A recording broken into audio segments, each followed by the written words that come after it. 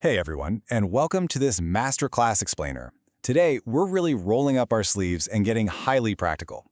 We are diving deep into the art and the science of building scalable software systems right from the ground up. If you've ever wondered how elite architects actually lay down foundations that survive the real world, well, you're absolutely in the right place. Let's get into it. So, I have a question for you. How do you design software that isn't going to just completely collapse under pressure? We've all seen it, right? Or maybe we've even coded those chaotic, fragile projects that just shatter the moment a new feature drops or traffic spikes. To avoid those literal 2 a.m. debugging nightmares, you need a blueprint, and that blueprint is your software architecture. Okay, here's our game plan for this explainer. We'll start off with design strategy, move through the ADD steps, cover Agile and Yagni, break down the WebArrow case study, and then wrap the whole thing up with your design toolkit. All right, Section 1, the architect's design strategy. Building a truly great architecture really relies on 3 core ideas, and the very first concept is decomposition. To hit your quality targets, you've got to look at the system as a whole and systematically break it apart. As you decompose the design, you assign those high-level quality attributes directly to the specific chunks you've just isolated. This helps you map out exact boundaries, which is absolutely crucial when you're integrating pre-existing components. Look, if you try to swallow the entire system at once, you're going to choke. Break it down to manage it. Now this brings us to the absolute anchor of our explainer, the ASR, or Architecturally Significant Requirement. Think of these as the absolute non-negotiables that drive your entire design. Here's your golden rule. If your design satisfies the ASRs, your architecture is in great shape. But what about all those lesser priorities? Well, you either meet them as is, tweak them slightly, or just accept that they can't be met. Bottom line, ASRs always ride shotgun. Our final strategy piece is the generate and test loop. Imagine an architect drafting a blueprint, testing it against the laws of physics, and then revising. That's what we're doing here. First, you create a hypothesis using known frameworks or existing systems. Why reinvent the wheel if a pattern already fits your business context, right? Next, you test that hypothesis relentlessly against your ASRs. Find a bottleneck? No problem. Generate a new hypothesis to fix those specific quality attribute issues. You just keep looping this until your ASRs are met, or, frankly, until your budget literally runs out. Moving right along to Section 2, Attribute-Driven Design Steps. Before we actually crank the engine on ADD, we need to know exactly what materials go in and what products come out. Your inputs absolutely must include your requirements and a context description. By that, I mean what are the actual boundaries of your system? What external devices or users is it realistically interacting with? You feed that context in, and your output is going to be sketches of architectural views, specifically a module decomposition where every single element's responsibility is clearly mapped out. All right, grab your mental notepads because here is the exact 5-step tutorial for AAD. I want you to imagine you're actively designing a system right this second. Step 1, choose a part of the system that hasn't been designed yet. Step 2, gather all the specific ASRs for that chosen element. Step 3, create and test a design solution for that part using our generate and test strategy. Step 4, inventory your remaining requirements and pick the input for your next round. And Step 5, repeat steps 1 through 4 until every single ASR is fully satisfied. Trust me, this method produces a workable architecture incredibly fast. Now, as you're repeating those steps, you have a major choice in how you refine your elements. You can go breadth first, which means designing all of your second-level elements before touching a single third-level one.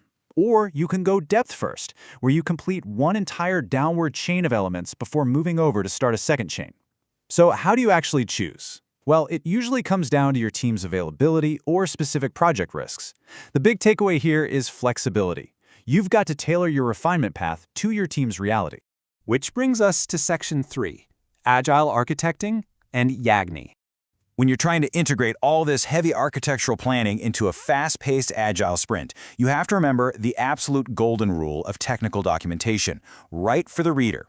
If you're producing architecture docs, you must know exactly who is going to use them and how. The rule here is pretty ruthless. If there's no audience, do not waste your time writing the document. Nobody, and I mean nobody, wants to read a 50-page manual that just lives in a vacuum. And that leads us straight to that famous Agile acronym, Yagni. You ain't gonna need it. This principle is super straightforward.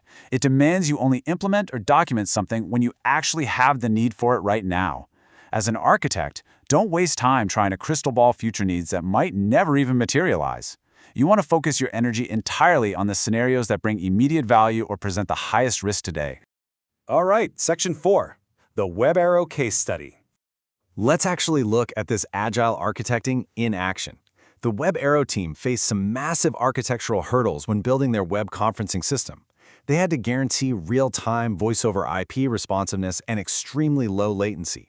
Plus, they needed high security across entirely unknown network topologies and wildly unpredictable firewall policies. And to top the whole thing off, this complex system had to have a lightweight footprint so it could be easily installed by users with literally zero IT skills. Talk about a serious tightrope walk of ASRs.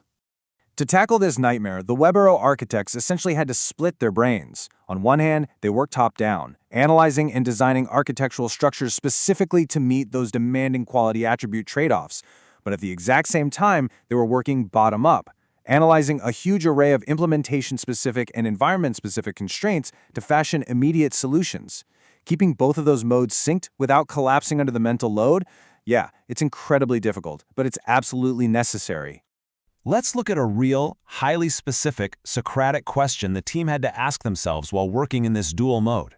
They asked, would moving to a distributed database from local flat files negatively impact feedback time or latency for our users?